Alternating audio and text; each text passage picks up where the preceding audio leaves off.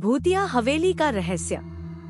गांव रुद्रपुर के पास एक पुरानी सुनसान हवेली थी जिसे लोग चेतन कोठी कहते थे। इस हवेली के बारे में कई भयानक कहानियां प्रचलित थी।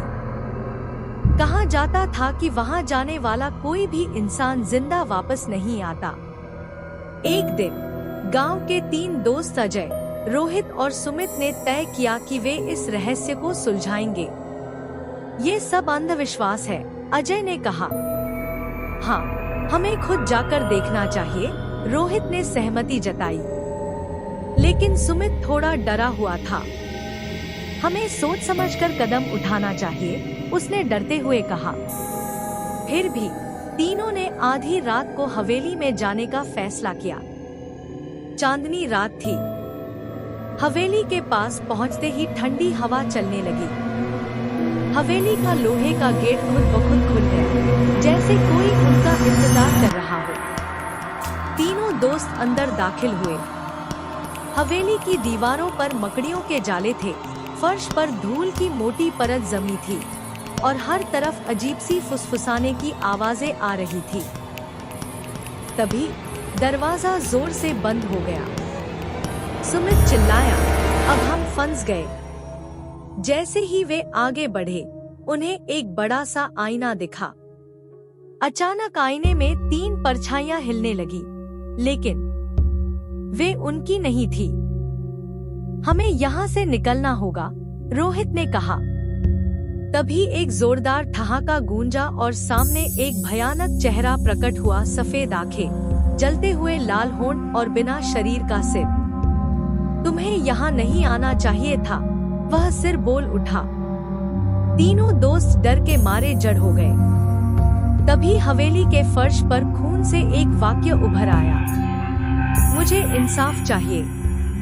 अब तीनों समझ गए कि ये सिर्फ एक डरावना भूत नहीं, बल्कि किसी की अतृप्त आत्मा है। उन्होंने हिम्मत जुटाई और कहा, तुम कौन हो? तुम्हें क्या चाहिए? अचानक हवेली का माहौल बदलने लगा। एक धुंधली छवि उभरी। वह एक लड़की थी जिसका नाम चेतना था। चेतना ने बताया कि 100 साल पहले इस हवेली में उसकी हत्या कर दी गई थी। हत्यारे ने उसकी आत्मा को यहाँ कैद कर दिया था। जब तक उसे इंसाफ नहीं मिलेगा, वह मुक्त नहीं हो सकती थी। अजय, रोहित और सुमित ने गांव के बुजुर्गों से इस बारे में जानकारी जुटाई। पता चला कि चेतना की हत्या उसके ही रिश्तेदारों ने की थी, लेकिन कभी किसी को सजा नहीं मिली। उन्होंने गांव के पुजारी से मदद मांगी।